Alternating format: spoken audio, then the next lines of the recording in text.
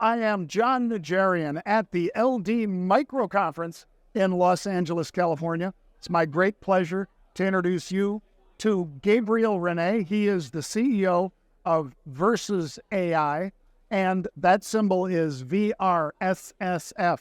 Gabriel, great to see you again. My pleasure. Thank you so much for having me. Thank you.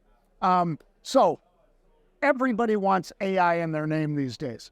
I don't care what it is. If it's a Dairy Queen, they want AI in their name. Dairy Queen AI might not be a bad idea. But anyway, you guys are actually doing something different than all the backward-looking, database-invading folks that are using the old AI that came out of Google, I guess, and Geoffrey Hinton. Tell everybody about what the difference is between Versus AI and the other AIs. Thanks, John. I think the big difference here is that you've got a certain approach and you've got a certain goal. Everyone sort of shares the same goals. What we want is smarter software that can learn, that can adapt, that can be generalizable to many different use cases. And the way we saw software really do that for the world over the last 25 years or so.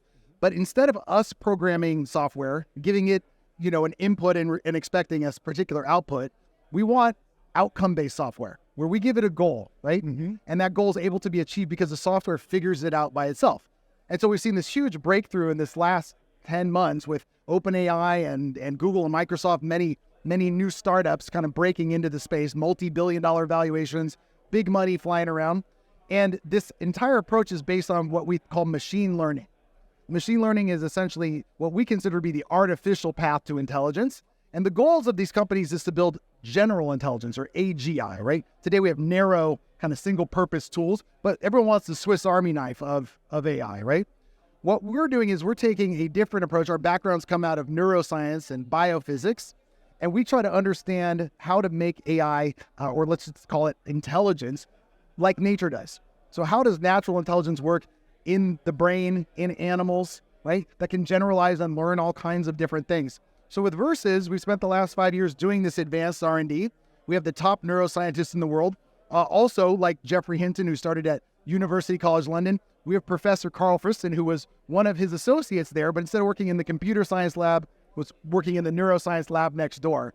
Professor Friston figured out these underlying algorithms of how plants and animals and humans and our neurons in our brains actually process information far more efficiently, are able to adapt, and can be generalizable. So now we're building a kind of new approach to AI, which is not about big data and big compute. It's about small information, private data, personal data, and your own intelligent software that you can apply to your business, you can apply to your personal life, can become an analysis tool, recommendation tool, even personal assistants of the future. And so we think we have a natural path to artificial general intelligence, or just say natural general intelligence, that enables smarter and safer AI, which is what I think we all really want. Right. And so what you described very well was biologic intelligence versus machine learning. Yeah.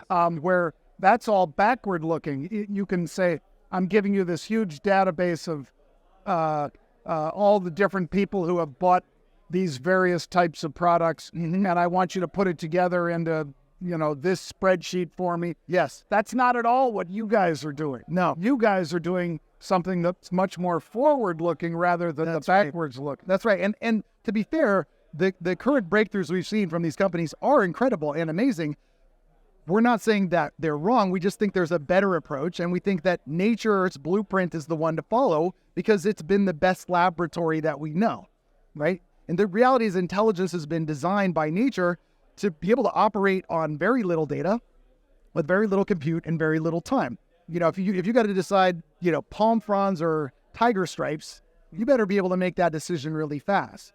And so that's the algorithms that we've been able to apply into this. This gives you the ability to look forward in time, make predictions, and even operate and be applied into small devices, not just big, massive sort of compute architectures that are increasingly even causing environmental concerns, along with those ethical concerns that come with just looking backwards at data.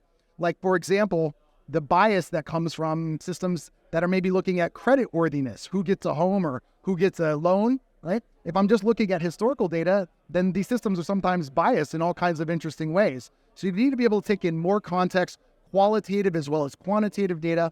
And this is how the brain operates today. So instead of just building machines, we're building an ecosystem of intelligence that's growing, not just scaling. Well, and versus AI, VRSSF, folks, that when you said at the very beginning how big AI has become, and I did too, because it has. Yeah. I mean, I think AI itself, the parent company of ChatGPT, has gone from 22 million in rev to, exploding hockey stick. I mean, it looks like $1 billion this year, which so is that is amazing. path for you guys would make this the most important video that people are seeing here. Well, I'm glad you said that, John, because as the founder and CEO of the company, we clearly feel that kind of potential is here. I mean, we're talking about a $2 trillion market opportunity for AI software in just the next 7 years. I mean, that completely eclipses every previous sort of technology opportunity or investment opportunity in history.